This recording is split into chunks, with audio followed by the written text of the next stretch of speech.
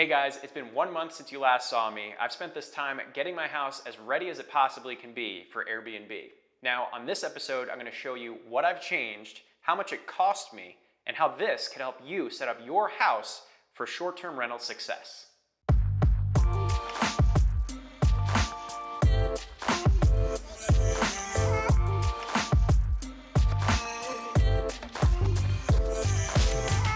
The first thing I had to get was a smart lock for my front door. Now this is the Schlage Camelot. It came in at just under $300 and it allows me to program entry code for my guests to allow them keyless entry.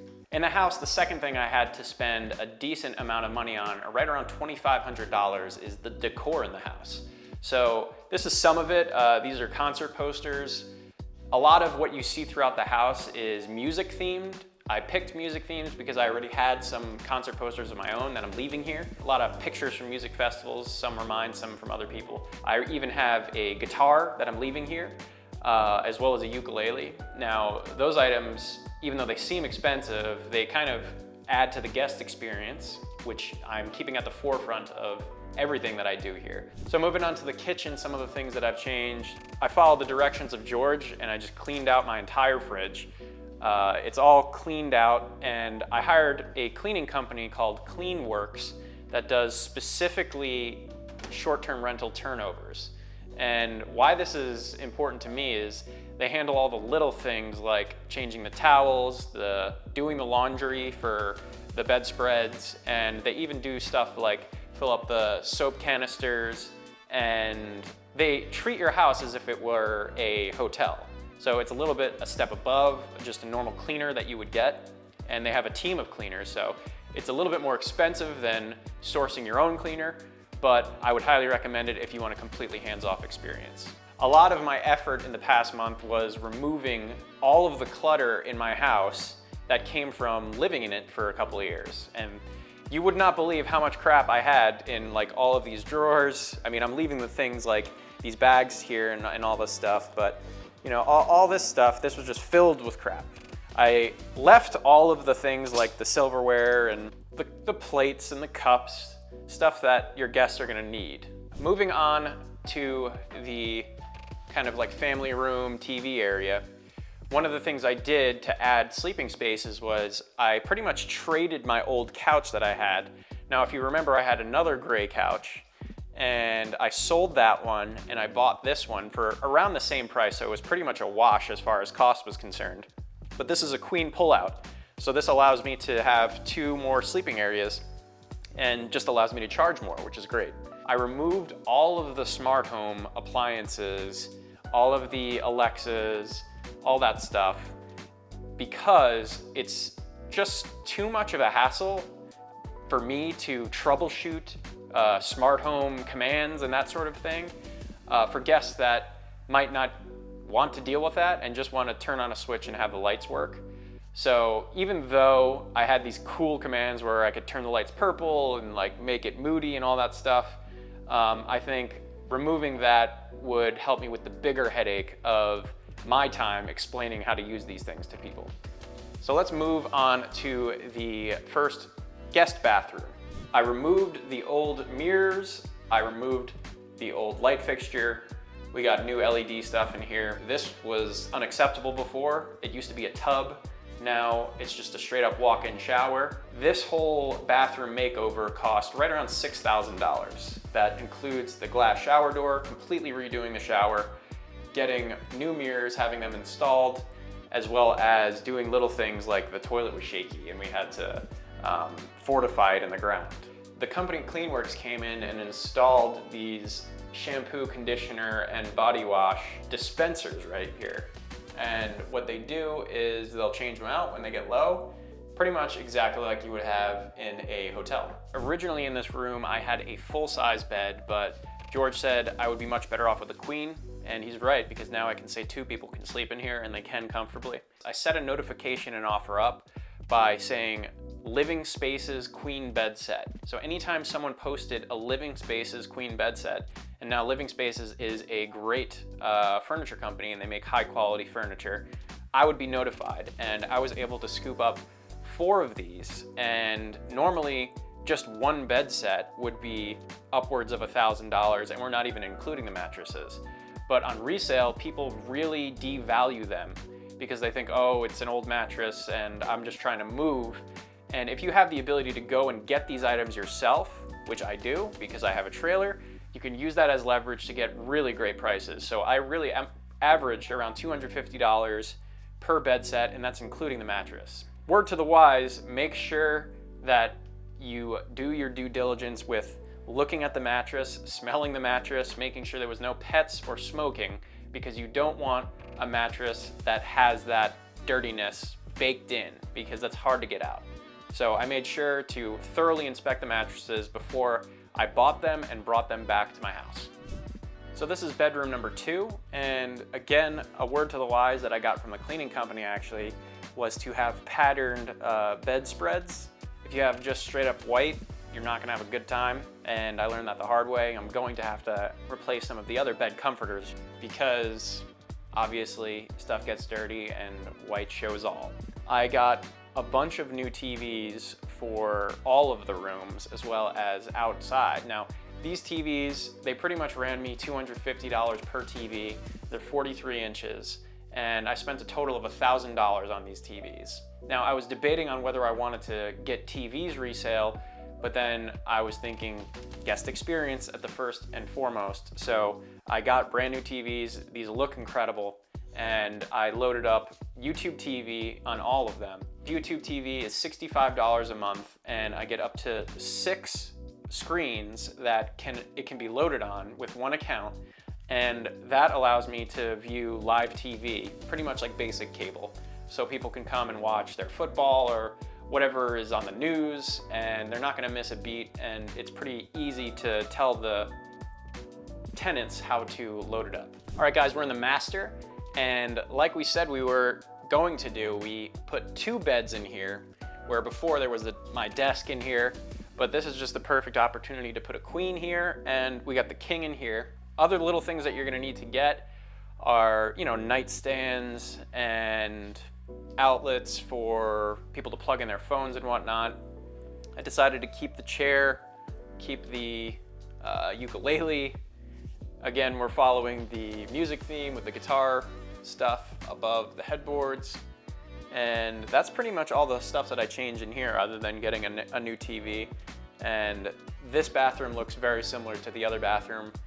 I didn't really change much other than matching the LED mirrors and light fixture. All right, guys, now we're in the sunroom / dining room area. And one of the big spending items that was involved in the $2,500 of decor was all these fake plants that I got from IKEA. I would highly recommend going to IKEA for all this stuff. The plants that I had in here were beautiful, but the upkeep was just gonna be too much to have watering all these plants, so I just took that off the table, and now I don't have to water anything. All right, so now let's head outside for the big ticket items. Let me unlock the door. All right, guys, we are outside, and the biggest ticket item was obviously the turf that you see before me. So this cost a whopping $12,000 to completely redo my grass, pull it out, and cover it all up with turf. I would say it was definitely worth it. One of the things that's kind of a pain is that the grass is actually finding spots to poke through and grow, but it only takes a little bit to pull that stuff out. But I would say overall, you know, the only drawback is that it gets hot during the day, but that's small potatoes considering the fact that I would have had to have watered this and paid landscaping to come and mow it every week. So I'm super happy with this, and it was well worth it to invest the money in. We are under the awning here, and one of the big ticket items that I bought was this patio couch set. Now, I used my OfferUp skills to help me out with this one as well, because before I had this really flimsy, white, dirty couch that was small and really didn't allow for up to 10 people to sit. So I sold that for just over $300 after cleaning it up. And I was able to get this pretty much for the same exact price. And this is Sunbrella. So Sunbrella is a known patio brand. It can seat more people and will last a lot longer than my previous couch set. Another thing that I invested in was some of these curtains to help with the sun if they're trying to watch the TV during the day. I upgraded the patio table. Now, this was another OfferUp set, all white, so you don't necessarily have to worry about paint fading. There's no cushions, but this is good enough wood that you don't necessarily need them. And cushions in Arizona, these things blow all over the place, so the more you can eliminate cushions, the better. Now, I will be putting a patio umbrella in here. That'll cost me an extra couple $100. This table itself cost me around $300 on OfferUp, but if you buy them new, they can be upwards of $2,000. So I would highly recommend looking for something on resale to save yourself $1. Now, the one thing that I didn't buy resale was these patio chairs. Now, I spent $1,000 on these patio chairs, but it's well worth it because the ones I had were absolute trash. And these, they can last a long time in the Arizona sun. I heard from the reviews as well as people that have owned these in the past that they really withstood the heat. So I decided to buy them new, and I think for the amount of money that I spent, it'll be money well spent. Over there is the $5,000 pool heater. This was another item that George highly recommended. I don't use a pool heater, but in the Arizona winters, it can get pretty cold and people expect to use the pool. So having a heat pump is very necessary. And heat pumps can go anywhere from $4,000 to $8,000 with install. I went around $5,000 and it's an electric pool pump, or heat pump rather. And I found that you can do either gas or electric, but gas is way more expensive when it comes to how much it takes for it to work. And your gas bill is going to be much higher than, say, the difference of your electric bill. Now, the only drawback is that it's not as powerful. You're not going to get as hot of a pool by using an electric heat pump, but for the money saved, it's worth it. Sweet cornhole set, Arizona themed. I didn't get the cheap Walmart style. I got the $300 handmade local cornhole set. Now it's polyurethane. It's gonna last a while as long as it stays out of the sun, but once again, guest experience. You wanna leave them something to do. I have the pool table, I have this now, all the TVs. So hopefully our guests will have a good time and they will leave a 5-star review. So that's it with all the house improvements and house investments.